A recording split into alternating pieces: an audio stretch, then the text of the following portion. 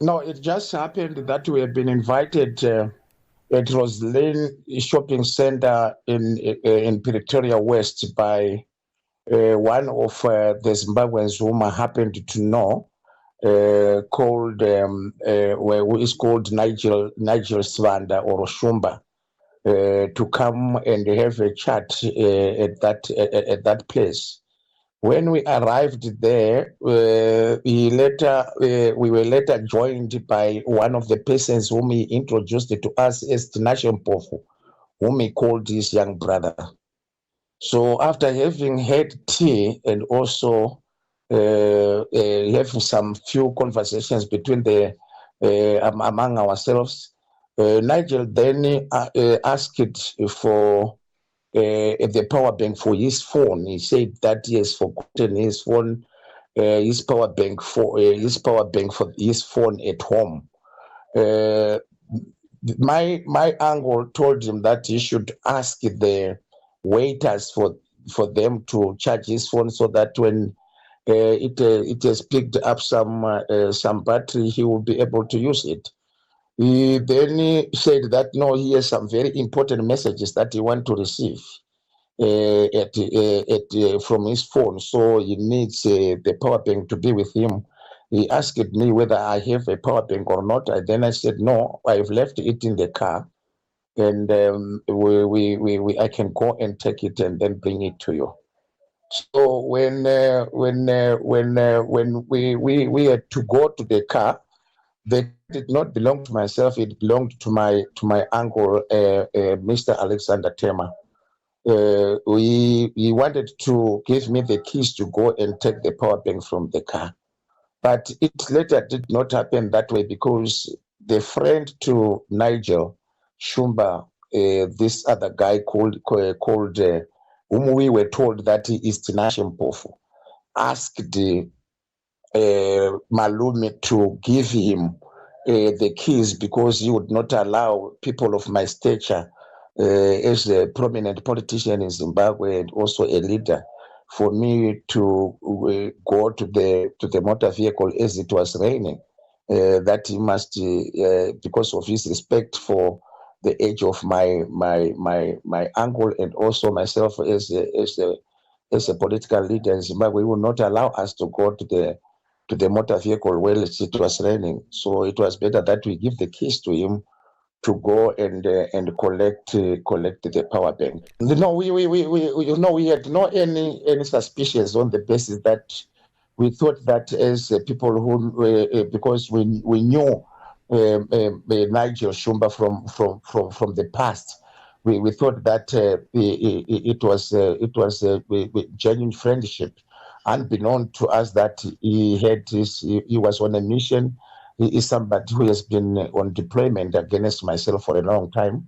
There are so many things that we later gathered through our intelligence gathering that he has been on a mission for a long time, and he has been working on it with the system back home, and it has been also confirmed by some of the people who have been investigating this case.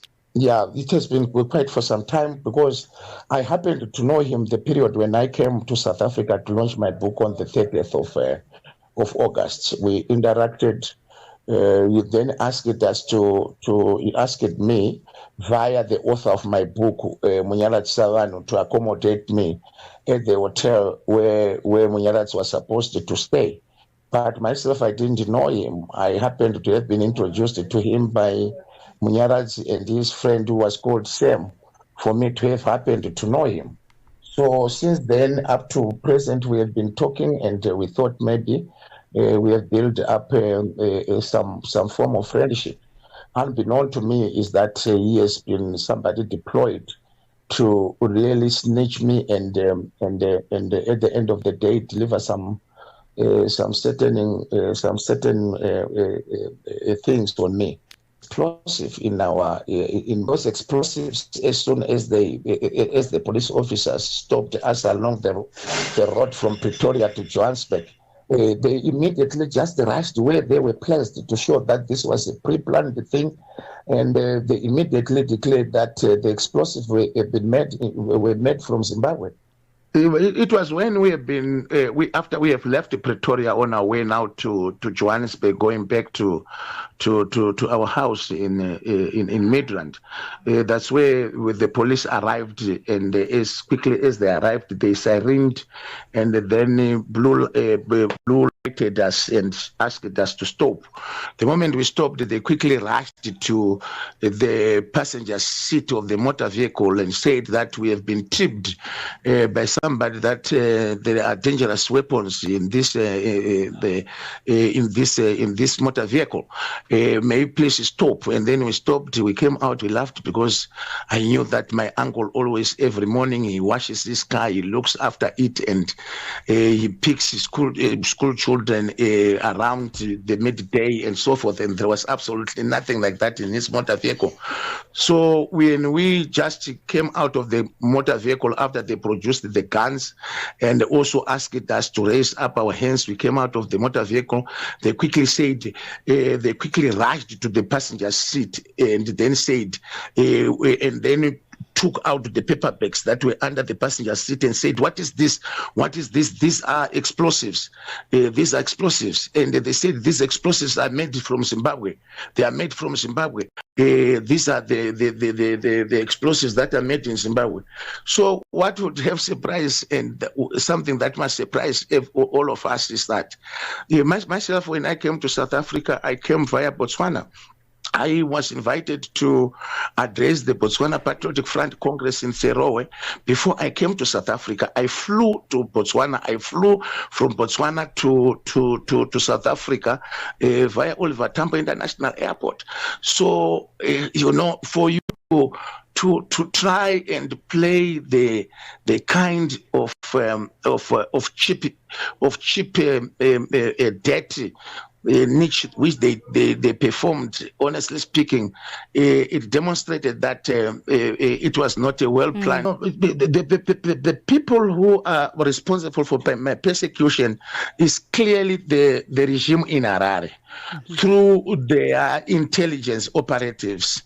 So the intelligence system of Zimbabwe is the one that was on operation to make sure that the first thing that you have to know is that these guys, what I later gathered is that these explosives could have exploded at any time from under my seat, and I could have just been blown into pieces together with my uncle.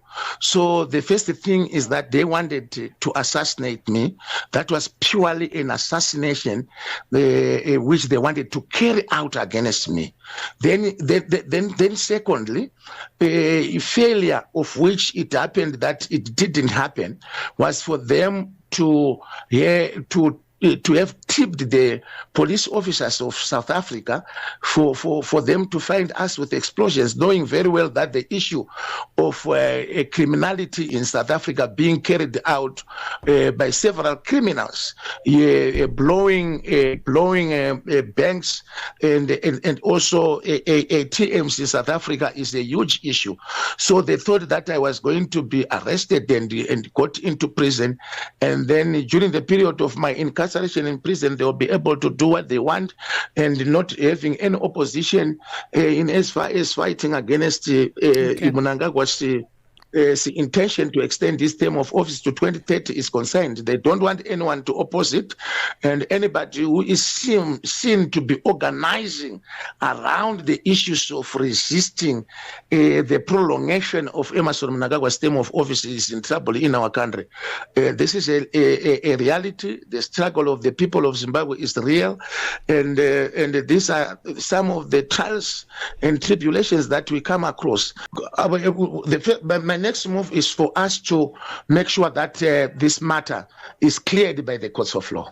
We are anxiously waiting for the day of the trial. We have been admitted to bail. We will follow the needs for us to present ourselves to the processes of the courts of law, and after the completion of the trial, then we will see the verdict after that. But we will continue and intensify our campaign against the entrenchment of dictatorship in Zimbabwe. Right. We will not stop no one will be able to solve our own problems. It is incumbent upon us as citizens of Zimbabwe for us to solve the political challenges that we are facing. So we'll proceed there, Mr. and Sikhala. continue fighting against 2030.